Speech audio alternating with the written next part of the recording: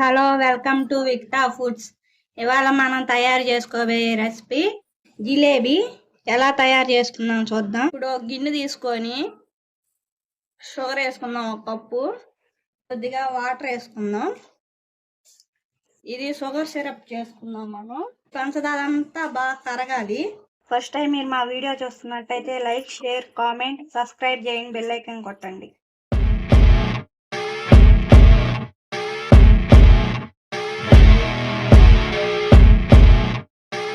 ఈ పంచదార అంతా కరిగిపోయింది కదా, మరీ ముదురు పాకం చేసుకోవద్దు. లేత పాకం అయితే సరిపోద్ది మనకి.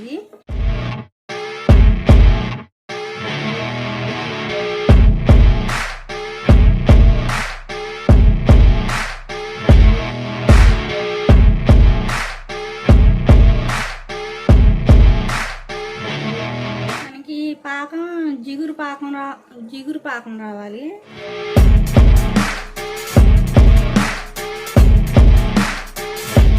చూడండి, మనకి ఈ పాకం సరిపోద్ది. దీంట్లో లైట్గా ఫుడ్ కలర్ వేసుకున్నాము. నేను ఎల్లో కలర్ వేసుకుంటున్నాను.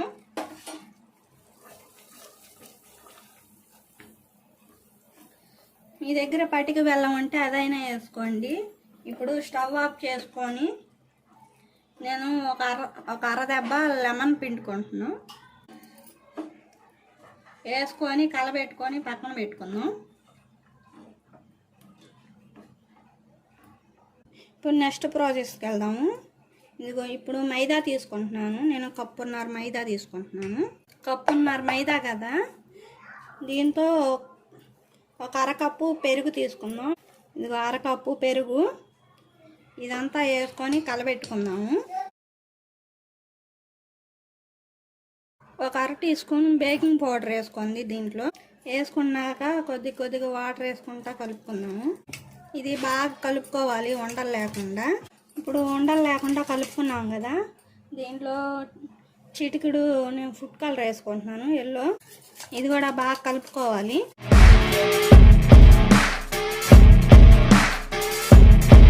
చూడండి, ఇప్పుడు బాగా కలుపుకున్నాం కదా. ఇప్పుడు ఇది పక్కన పెట్టుకొని నెక్స్ట్ ప్రాసెస్కి వెళ్దాము. ఇప్పుడు స్టవ్ వెలిగించుకుందాం. స్టవ్ వెలిగించి బాండీ పెట్టుకుందాం. ఇప్పుడు డీప్ ఫ్రైకి ఆయిల్ పోసుకుందాం. ఇప్పుడు ఇది బాగా కాగాలి ఆయిల్ కాగేలోపు ఇప్పుడు నేను ప్లాస్టిక్ కవర్ ఒకటి తీసుకున్నాను. అది గ్లాస్లో పెట్టుకుని కవర్ ఇలా పెట్టుకోవాలి. పెట్టుకున్నాక పిండి వేసుకోవాలి ఇలాగా.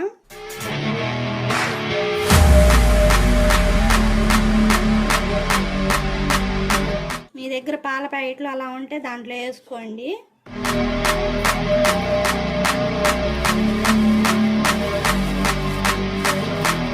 ఇలా వేసుకున్నాక ఆయిల్ కాగాలి కదా, మరీ బాగా కాగనే కాకండి, మీడియంగా కాగితే మనకి. ఇప్పుడు ఆయిల్ కాగింది కదా, మనం సిమ్లో పెట్టి వేసుకుందాము.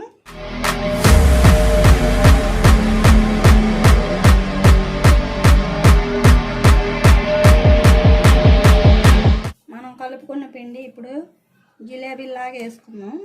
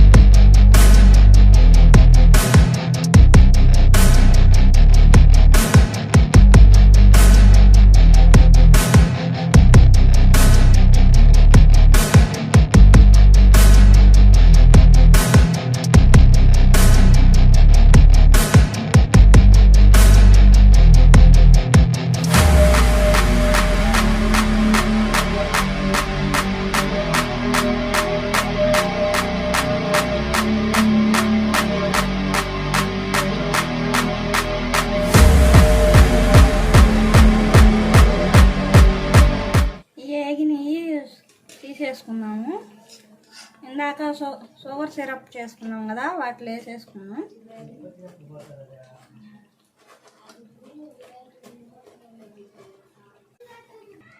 ఇవన్నీ షుగర్ సిరప్లో వేసుకోవాలి.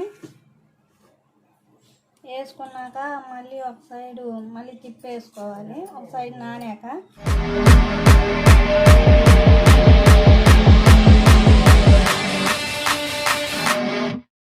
ఇలా రౌండ్ తిప్పుకోవాలి. ఈ అంతా పాకం పీల్చుకుంది కదా, ఇప్పుడు ఒక ప్లేట్లోకి తీసుకుందాము.